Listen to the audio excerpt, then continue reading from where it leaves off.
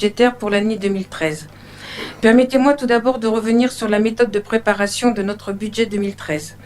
Sous l'impulsion de notre nouveau directeur général des services, Jean-Yves Peznec, chaque service municipal a préparé les éléments budgétaires, ce qui a été dépensé en 2012 et les propositions pour l'année 2013. Les adjoints et conseillers municipaux délégués missionnés sont invités à rencontrer le directeur général adjoint en charge de sa délégation pour préparer le budget. En parallèle, d'ici le vote du budget le 28 mars prochain, en conseil municipal, le bureau municipal se réunira 3 fois et la commission municipale des finances 2 fois.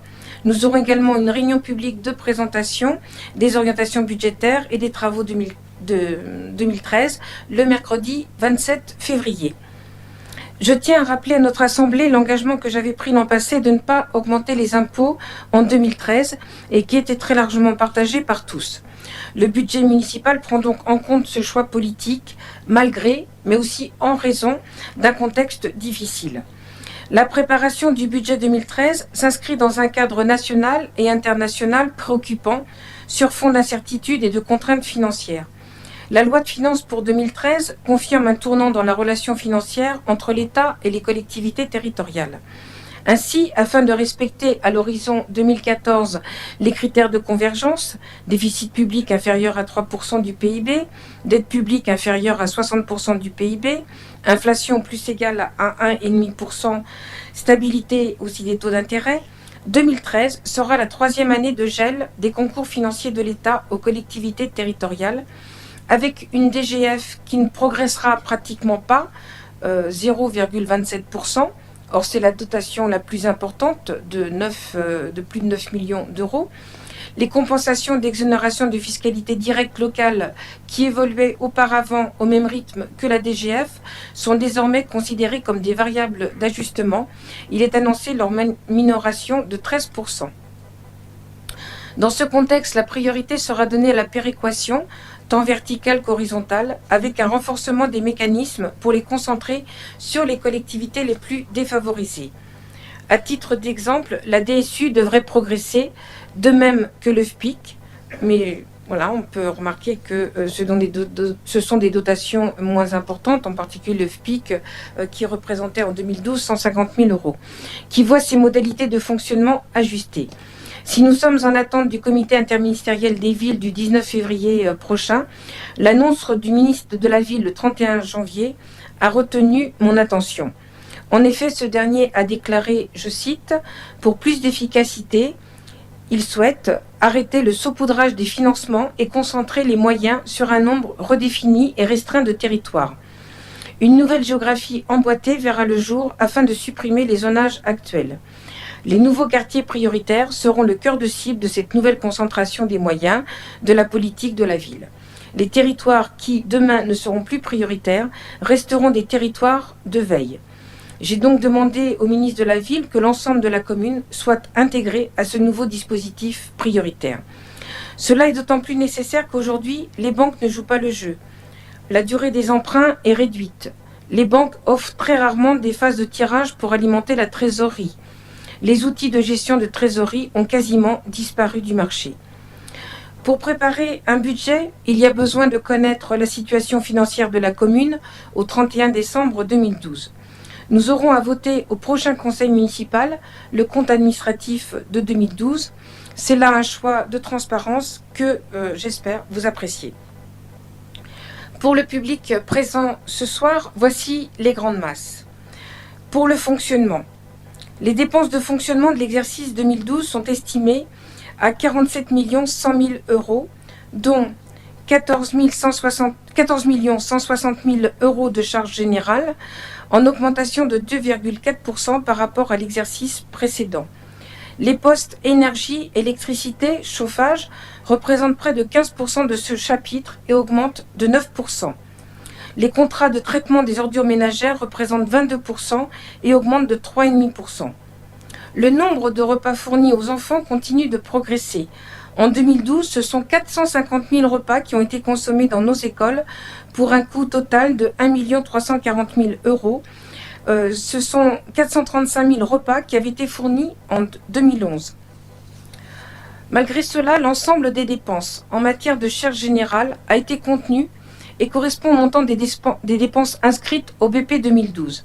Cela témoigne d'une gestion rigoureuse et j'en remercie tout particulièrement les services. La commune a commandé en 2012 plusieurs études pour permettre aux élus et à la population d'avoir des outils de décision et d'information. Je pense au programme local de l'habitat, à propos duquel notre conseil va devoir en 2013 se prononcer, à l'étude urbaine en cours pour le quartier nord, à la révision du PLU et à l'aménagement de la future ZAC de la Pologne, à la vidéoprotection, à la VAP, dont l'enquête publique se termine, mais aussi à l'étude commerciale dans le cadre du PNRCAD. Au niveau des charges de personnel, 28 330 000 euros ont été dépensés.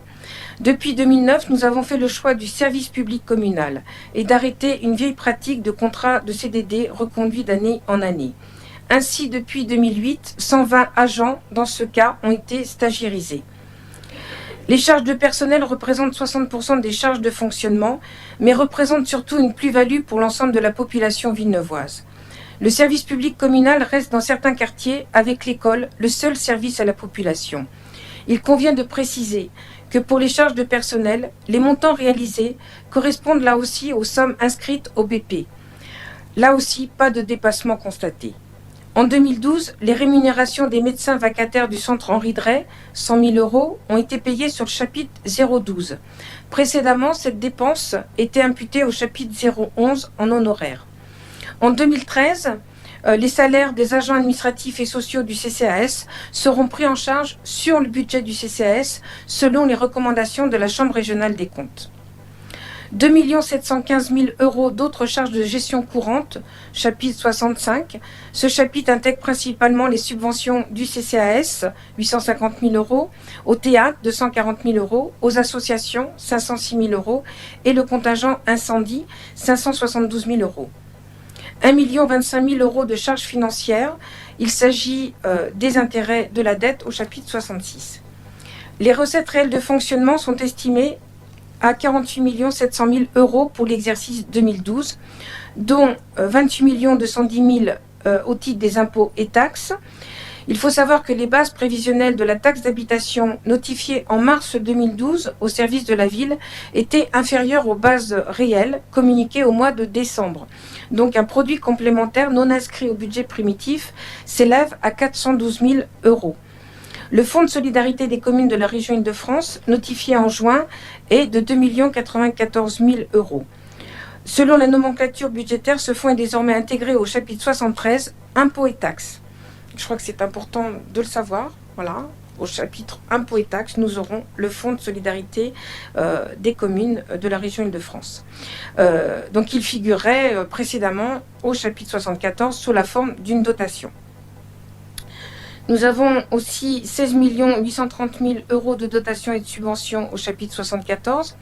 Ce chapitre intègre la DGF, 9 240 000 euros, les dotations, DSU, DGD Hygiène, péréquation, compensation de la réforme de l'ATP et les compensations versées par l'État au titre des exonérations des taxes locales.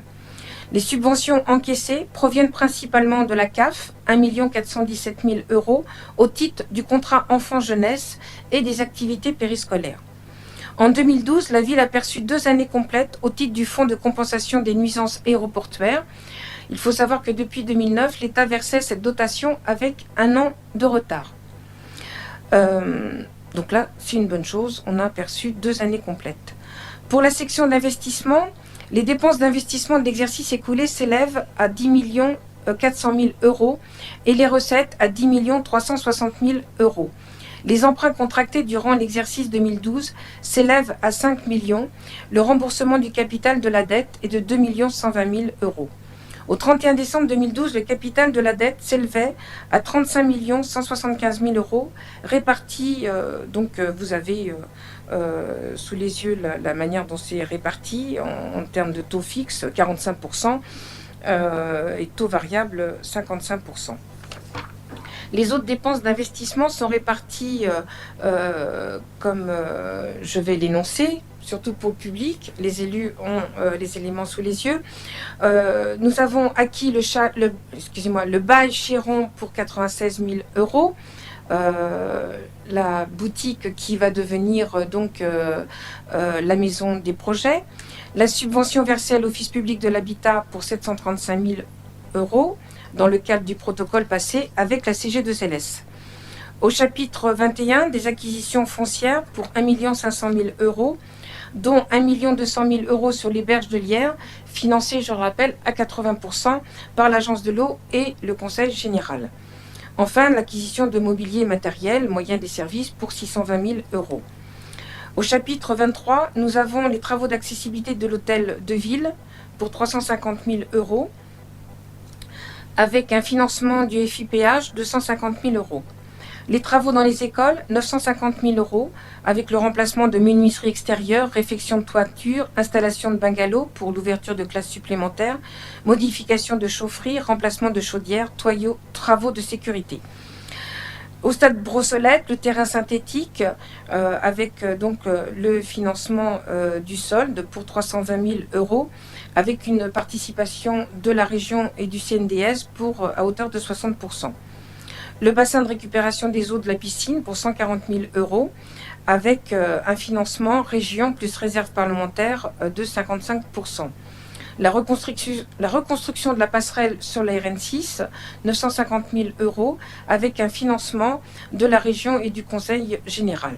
L'enfouissement des réseaux pour 50%. L'enfouissement des réseaux de la ligne J1-J2, rue Pasteur, Francis Martin, Anatole France, pour 1 150 000 euros. Autre voirie, 100 000 euros. Le square de la Mare, 150 000 euros, avec un financement région, CAF et une réserve parlementaire qui monte le pourcentage de participation à 80%. Enfin, l'aire d'accueil des gens du voyage pour 820 000 euros, 17 places, je le rappelle, pour Villeneuve-Saint-Georges. On évoquait le retard, mais cette aire d'accueil va bien s'ouvrir, avec un financement État plus Conseil général de 30% au niveau de l'investissement. Ces réalisations montrent que notre ville continue, malgré des difficultés, à reprendre des couleurs. Je suis très satisfaite que le budget d'investissement, qui est en augmentation, ait pu être réalisé à plus de 80%.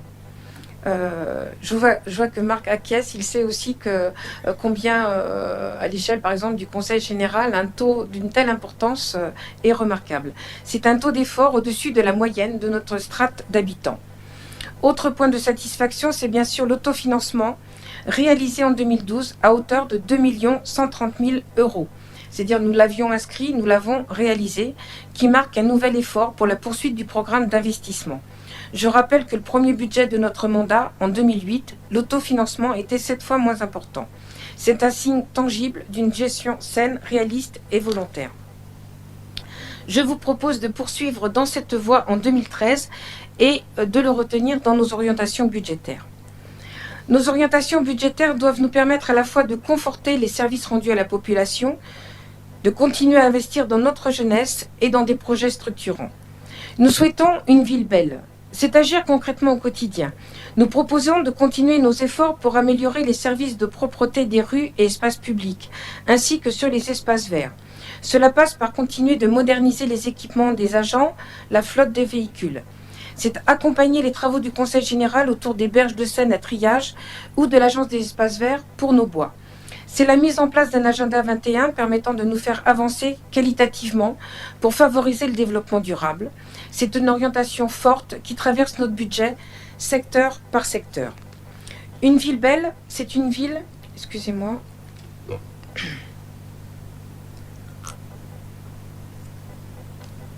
C'est une ville où les personnes à mobilité réduite peuvent circuler tranquillement, où les trajets sont pacifiés entre les piétons, les voitures, les vélos. Il nous faudra entreprendre des travaux de voirie dans le cadre d'un plan d'investissement pluriannuel. 7 à 8 rues sont jugées très prioritaires cette année. Et dans ce cadre, les travaux rue Timonier, poursuivant ceux de l'avenue Anatole France, rentrent dans la continuité de l'axe J1-J2. Une ville belle, c'est une ville qui permet l'accessibilité à tous les lieux publics. Les travaux de l'hôtel de ville seront finis cette année et symbolisent cette volonté. La semaine du handicap, organisée conjointement avec Choisy-le-Roi, Orly, Villeneuve-le-Roi, est l'occasion d'affirmer qu'une ville n'est belle que quand elle accepte de vivre avec des personnes différentes. Nous voulons, oui, une ville pour tous et par tous, c'est-à-dire une ville où, quel que soit son âge, on est associé au projet.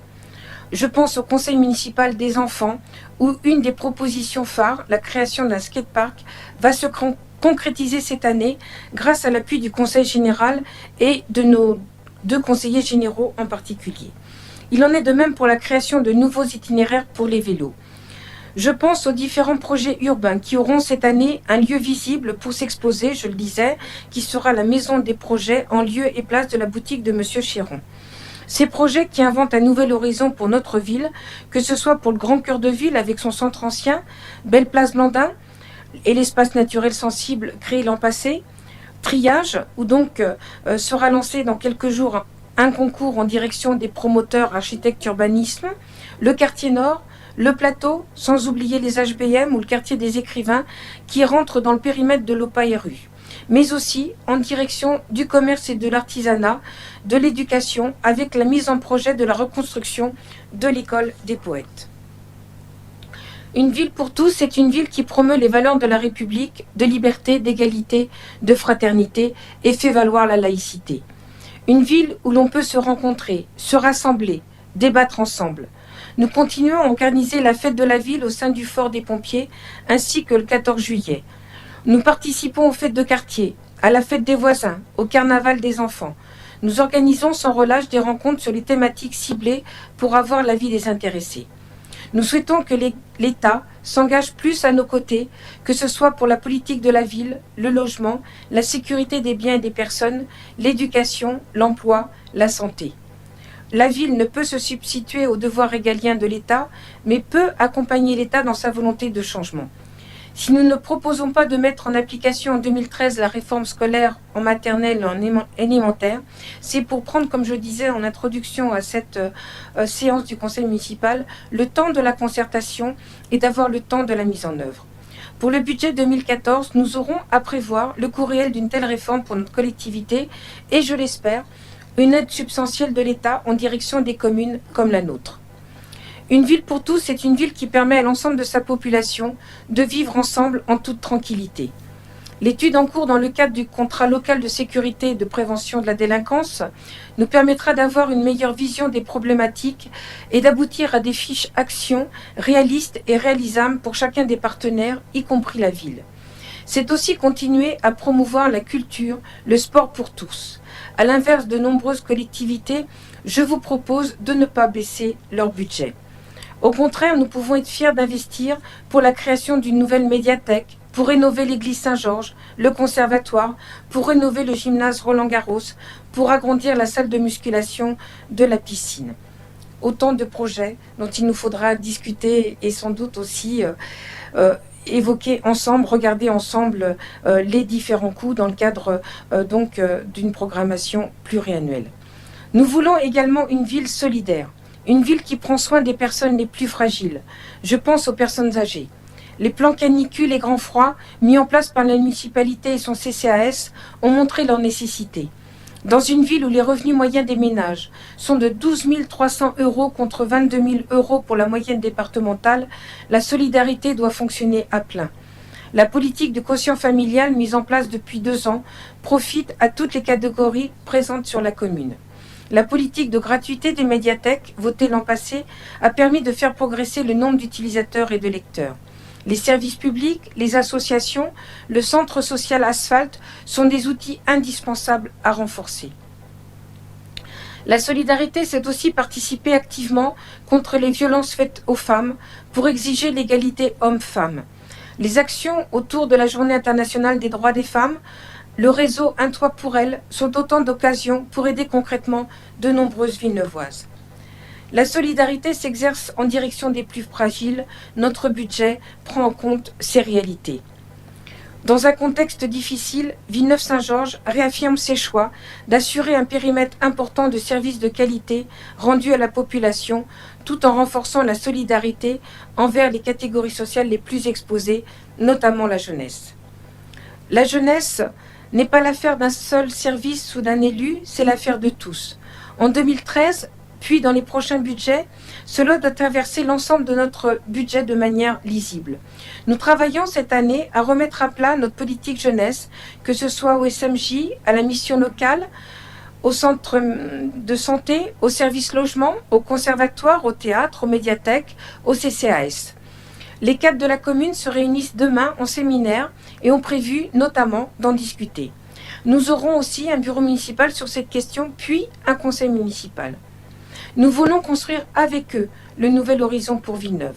Nous voulons aider aussi leurs parents à les comprendre et pour certains à être parents. Nous avons candidaté pour que Villeneuve accueille un point d'écoute. Nous mettons cette année en débat la proposition de la région de créer un internat en lien avec le lycée.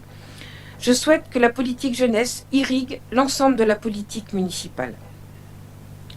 La dynamique initiée depuis 4 années par la ville doit se poursuivre tout en conservant la maîtrise de la gestion de son budget, des financements et des coûts. Cela passera nécessairement par la poursuite de l'effort de financement d'un maximum d'investissement par de l'autofinancement, la limitation du recours à l'emprunt au strict nécessaire, la sollicitation bien entendu de nos partenaires tels l'État, la CAF, le Conseil général, le Conseil régional pour soutenir financièrement nos politiques publiques.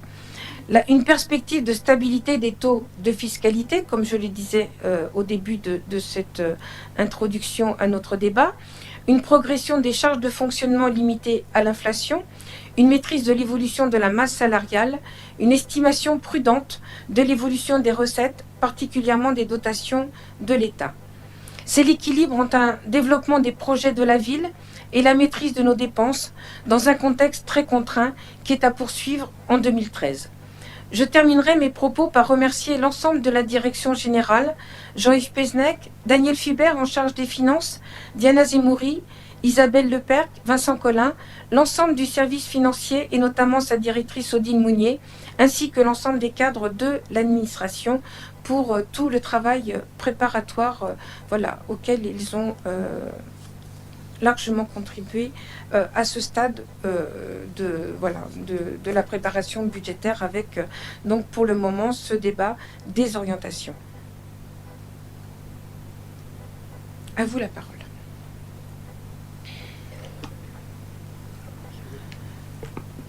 Donc Monsieur Gaudin, d'autres intervenants, Marc Tiberville.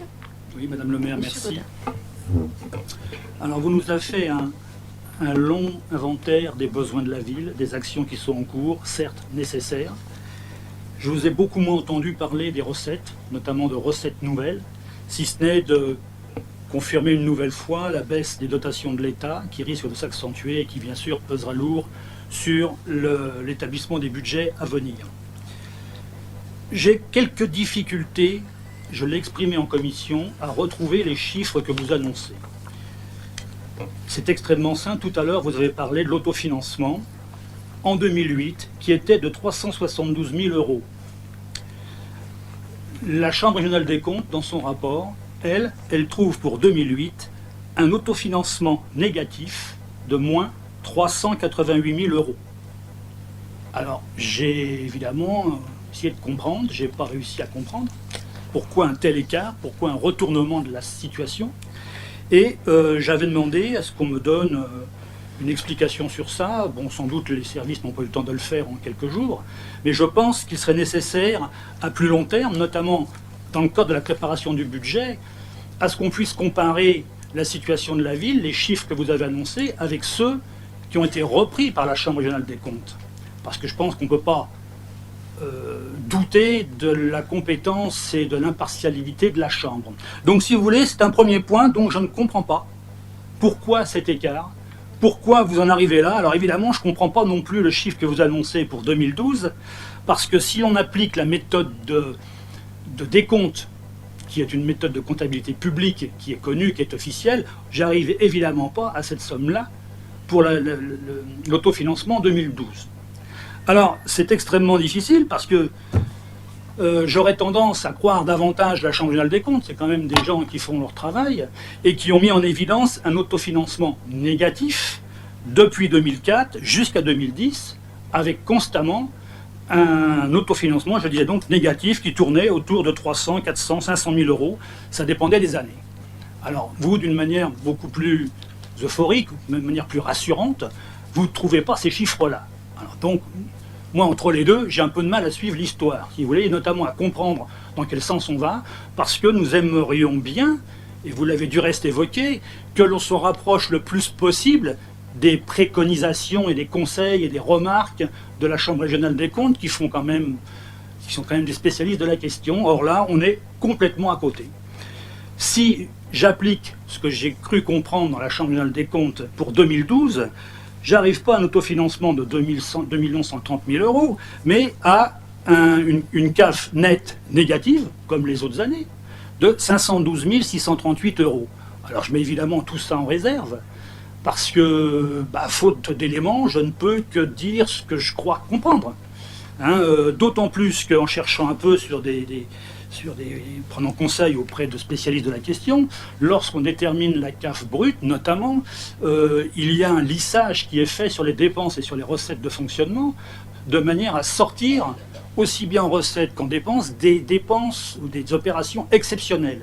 Ils veulent une estimation qui est lissée sur le temps et ils sortent de ces chiffres-là des dépenses exceptionnelles. Quand tout à l'heure vous avez dit que Aéroport de Paris a payé 2 années complètes d'un coup, voilà un exemple de ce qui risque d'arriver et qui fausse la compréhension des chiffres. Mais est-ce que ça le fausse de quelques dizaines, voire centaines de milliers d'euros à la limite maxi, je veux bien. Mais là, en 2008, c'est pas moi qui le dis, c'est écrit, vous pouvez le retrouver, page 15 du rapport de la CRC. En 2008, ils arrivent à un autofinancement net disponible de moins 388 000 euros. Alors, voilà. Donc évidemment, on a un peu de mal à se voir dans quel sens on va. Et je vous lirai simplement ce que j'ai déjà dit, la capacité, je cite la Chambre régionale des comptes, la capacité de la commune à faire face à ses besoins en investissement est ainsi doublement limitée, et d'une, par la faiblesse de ses ressources propres, dont témoigne l'épargne brute, et par la difficulté de recourir à de nouveaux emprunts, possibilité hypothéquée par son épargne nette négative. Donc, il nous alerte, il vous alerte, en disant vous avez une épargne négative, ça va être extrêmement difficile dans ces conditions de contracter des nouveaux emprunts. C'est eux qui le disent, c'est pas moi. Voilà. Donc, partant de ce point-là, évidemment, on se pose des questions sur la suite. Et la Chambre continue. La Chambre attire l'attention de la collectivité sur la nécessité d'améliorer son taux d'épargne brute en reconstituant une capacité d'autofinancement suffisante. Donc elle estime que la CAF n'est pas suffisante et elle souhaite, si la ville souhaite conduire une politique d'investissement minimale, y compris dans un cadre de financement croisé. Et nous sommes tout à fait dedans, justement, avec des financements dans le cadre du PNRCAD et d'autres opérations. Donc, si vous voulez, il y a une incompréhension pour nous de comprendre exactement où on en est. Comment ? Eh bien, écoutez, je vous en remercierai, madame. Donc, si vous voulez, partant de ça, je vais continuer. Ça, c'était en 2010. Le rapport de la Chambre régionale des comptes, c'était en 2010. La Chambre régionale des comptes écrit « Compte tenu de l'endettement actuel de la collectivité, la Chambre s'interroge sur sa capacité à faire face à ses engagements supplémentaires. » Or, en 2010, l'emprunt, il était de 2,7 millions. Déjà, elle se posait la question, la Chambre. Or, en 2011, l'emprunt, il est passé à 6,6 millions. Je me demande ce que dirait la Chambre des comptes aujourd'hui. Donc je résume, en 2008, l'emprunt était de 2 millions d'euros, en 2009, il passe à 4 millions d'euros. Vous retrouvez ça sur la feuille fournie par les services. Sur ce point-là, on est tout à fait d'accord. En 2010, il est de 2,7 millions, en 2011, 6,6 millions, et en 2012, 5 millions.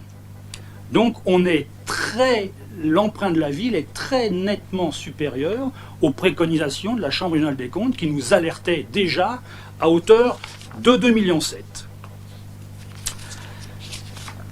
Donc, je pense que sur ce point-là, on ne va pas forcément dans le bon sens, notamment si les chiffres annoncés sont bons. Alors évidemment, c'est aussi une incidence sur l'endettement de la ville, puisque si on ne peut pas dégager dans le cadre de l'autofinancement des ressources nécessaires pour limiter l'emprunt, puisqu'il y a plein de choses à faire, et vous l'avez dit, Madame le maire, tout à l'heure, ce en quoi nous sommes d'accord pour beaucoup, puisqu'on n'a pas d'épargne, on est bien forcé de passer par l'emprunt, ce qui explique les sommes que j'ai annoncées tout à l'heure qui sont écrites là-dessus. Mais les emprunts, on le sait, il faut les rembourser. Alors ça, c'est une deuxième remarque extrêmement forte de la Chambre régionale des comptes, qui a calculé la solvabilité de la ville, c'est-à-dire sa possibilité de désendettement. Ils ont une méthode de calcul qui consiste à dire en combien de temps, combien d'années il faudrait à la ville pour rembourser toutes ses dettes, tous ses emprunts. La Chambre régionale des comptes écrit « Le seuil d'alerte généralement admis pour ce ratio est de 15 ans ». C'est-à-dire que les communes qui ont au-dessus de 15 ans sont dans le rouge. Dans la presse, on a vu différents classements de ça, et nous sommes mal placés, puisque nous sommes en 4e position des villes qui ont une durée de désendettement les plus élevées. Donc, là aussi, alerte de la Chambre régionale des comptes, qui dit « Attention, au-delà de 15 ans, vous êtes dans le rouge ». En 2010, la durée de désendettement était de 16 années 66. Donc déjà, on était au-dessus des 15 ans. Et donc, nous sommes au-dessus de la zone rouge. En 2012, vous avez pu le voir dans les documents que vous nous avez remis, Madame le maire, la feuille bleue là, de la société, nous avons une durée résiduelle de remboursement de 17,4 ans. C'est-à-dire que l'endettement de la ville augmente dans une proportion non négligeable, et surtout en volume des emprunts, mais aussi en durée de remboursement, ce qui hypothèque encore plus les possibilités d'emprunt. La Chambre régionale des comptes écrit « Avec une capacité de désendettement supérieure à 15 ans, Villeneuve-Saint-Georges connaît une situation financière qui devient préoccupante. » C'est le rapport, c'est la conclusion de la Chambre régionale des comptes sur ce point-là. Donc là aussi, nouvelle alerte.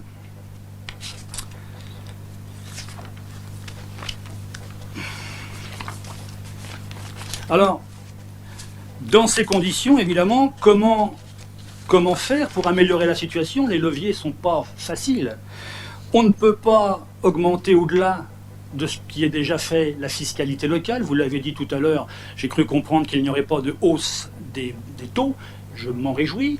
Vous avez signalé aussi que le revenu moyen des ménages de Villeneuve était parmi les plus faibles, et il est le plus faible du Val-de-Marne. Donc de ce côté-là, on a atteint les limites.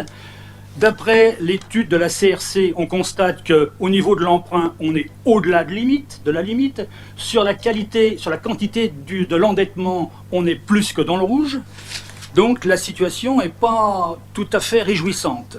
Alors quel est le dernier levier qui reste? Et vous l'avez un petit peu évoqué, c'est de limiter, de maîtriser les dépenses, ce en quoi on vous encourage tout à fait. La Chambre la CRC précise quand même que entre 2004 et 2010, le volume des recettes a augmenté globalement de 8%, alors que dans le même temps, les dépenses ont fortement augmenté de 11,4%. Donc je pense qu'il serait souhaitable déjà de ne pas augmenter ce delta, mais il serait même bon de le réduire. Ça serait bien qu'à un certain moment, les dépenses progressent moins vite et que les recettes augmentent un peu plus vite, de manière à dégager de l'autofinancement, de manière à emprunter moins, etc., etc., etc., etc. Donc, vous le savez aussi bien que moi, je ne vais pas vous en dire davantage. Donc voilà, nous ce qu'on souhaiterait, c'est, prenant appui sur le rapport de la Chambre régionale des comptes, qu'on aille dans le sens des remarques faites par la Chambre régionale des comptes, parce que je pense que le rapport qui a été fait est particulièrement alarmant sur la situation des finances de la ville, et je pense qu'il serait extrêmement dangereux de ne pas en tenir compte et de faire comme si de rien n'était. Je vous remercie. Merci, M. Gaudin. Marc? Après, j'évoquerai, j'ai évidemment des réponses à apporter à M. Gaudin, mais peut-être Marc, si tu souhaites intervenir maintenant. Moi c'est comme on veut, hein, si on veut donner les éléments de réponse maintenant ou bon. C'est comme vous voulez. Hein. Moi, voilà, Marc, bon. Et puis je répondrai après. Puisque bien évidemment, mon intervention portera sur les éléments qui nous ont été transmis pour le conseil municipal. Donc, Madame le maire, notre débat de ce soir vise à tracer et enrichir les orientations budgétaires 2013 de notre municipalité par l'apport des élus, des groupes, de leur vision de la ville, de celle à imaginer pour demain, de celle que nous travaillons au quotidien, de celle pour laquelle, comme le dit une majorité de Villeneuvoises et de Villeneuvois, chère Sylvie, tu résistes et tu te bats au quotidien. C'est un rendez-vous qui relève de nos obligations légales.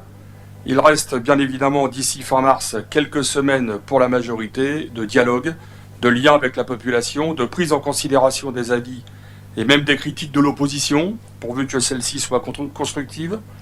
Ensuite, il s'agira de voter, dans la suite des exercices précédents, un budget aux dimensions de nos ambitions politiques et que dessinent nos projets. Nous débattrons ce soir, riche d'une évaluation ressentie positivement par les Villeneuvois, d'actions et d'une gestion saine des deniers publics, fruit des choix successifs de la majorité municipale.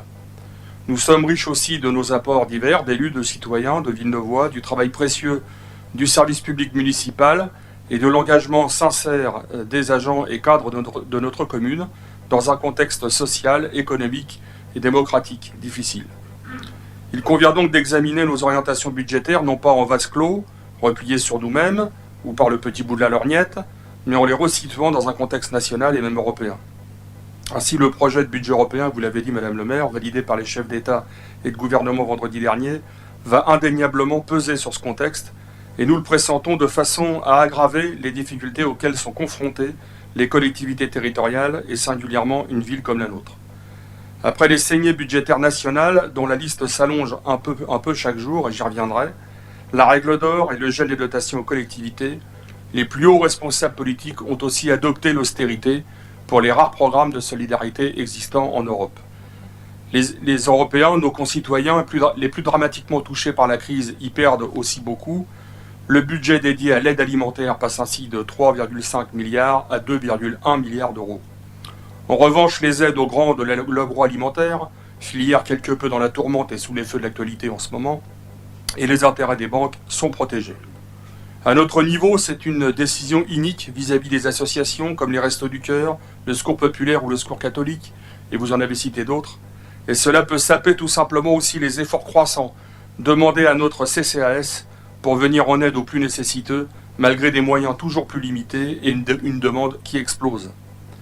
Pour notre part, au Front de Gauche, nous sommes convaincus que des chocs de solidarité, du local au global, sont préférables aux chocs de compétitivité, et que l'austérité conduit à la ruine et à la pauvreté partout où elle s'applique, comme nous le montrent les situations vécues partout en Europe. L'orthodoxie économique de la Cour des comptes, on parlait de la Chambre régionale des comptes, on parlait de la Cour des comptes, s'est à nouveau exprimée hier, et les collectivités territoriales sont au bout du fusil. Le dogme de la réduction des déficits publics qui affaiblit déjà l'État met la sécurité sociale et l'hôpital public en grande détresse, exige maintenant des coupes claires dans les budgets des collectivités territoriales et singulièrement des communes.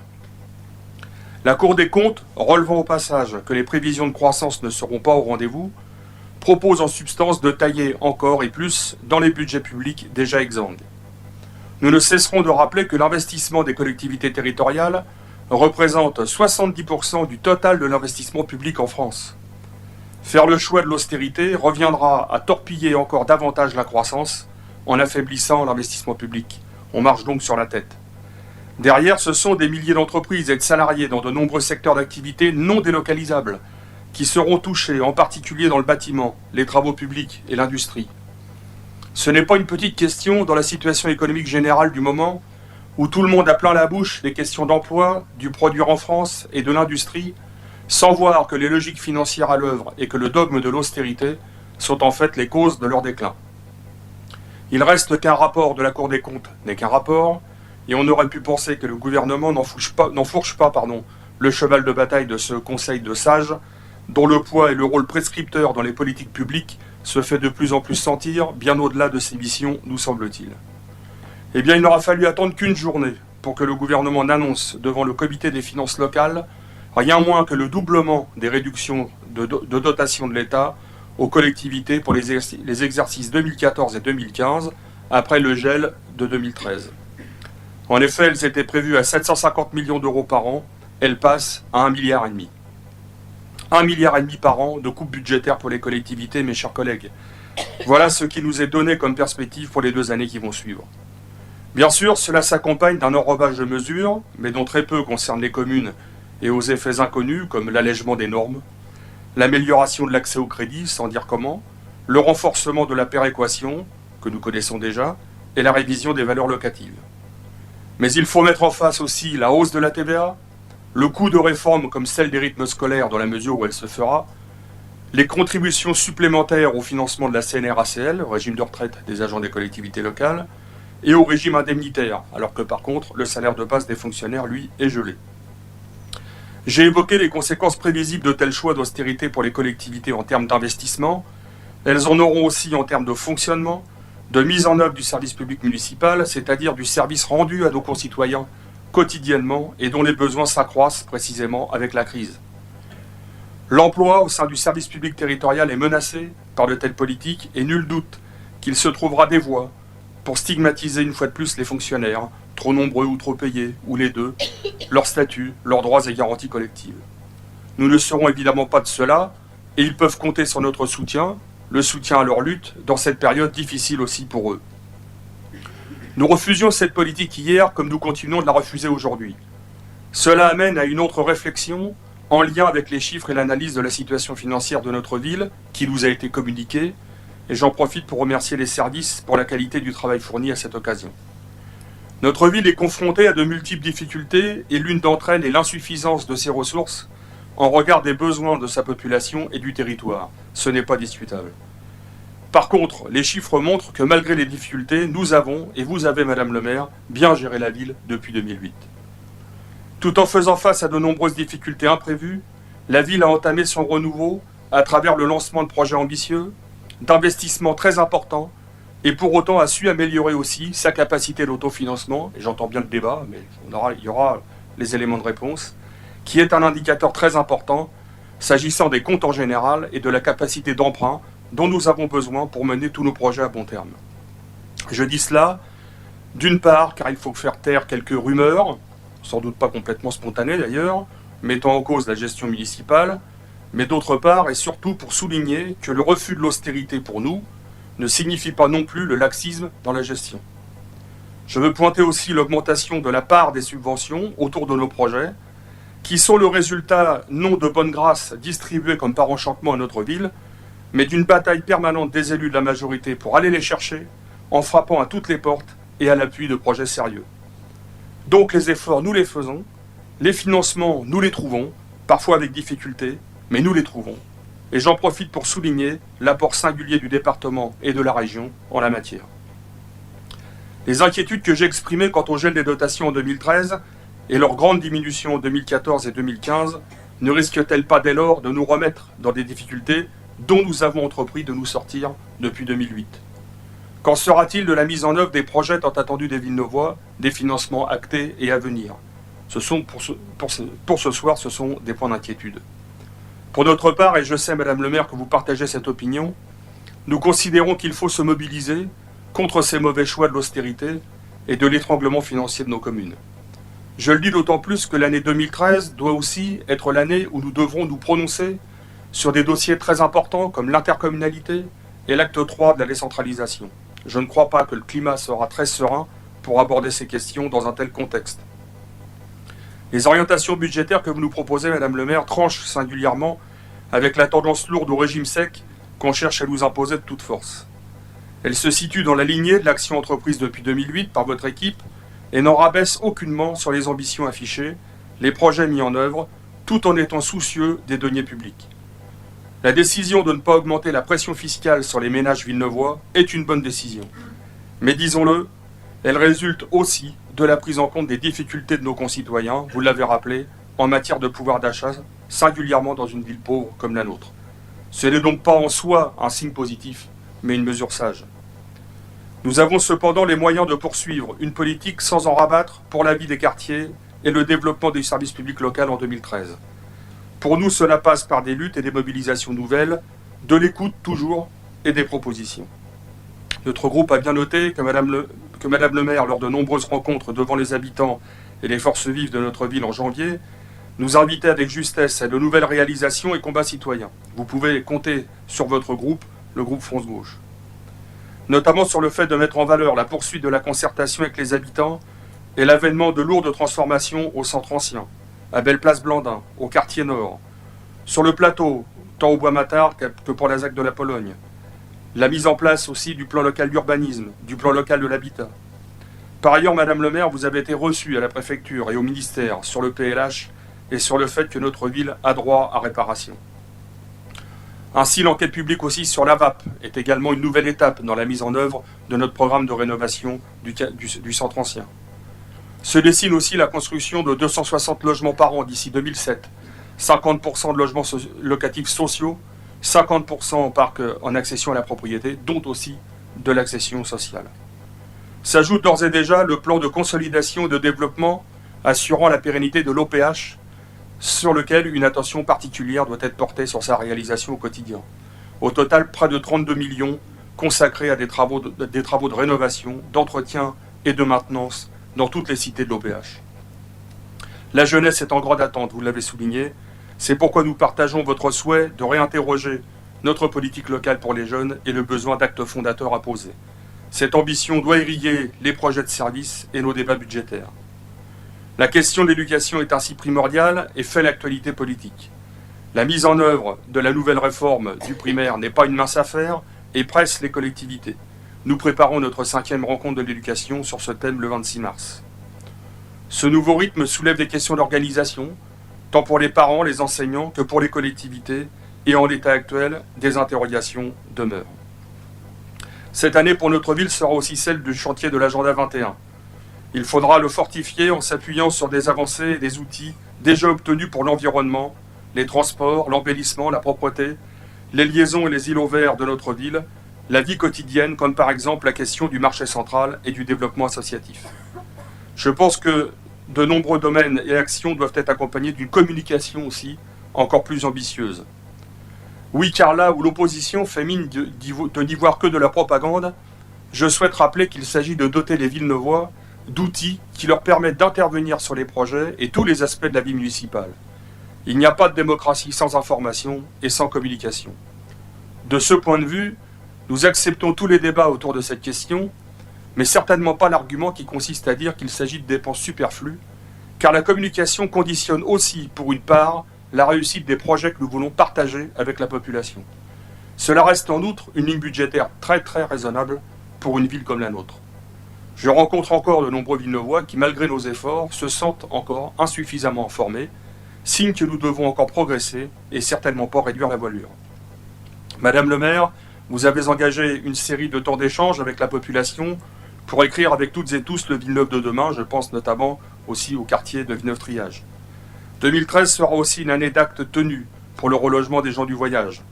De plus, la montée en gamme de nos manifestations de solidarité, sportives, festives, culturelles, doit être maintenue pour une mise en partage de notre ville originale et toujours surprenante.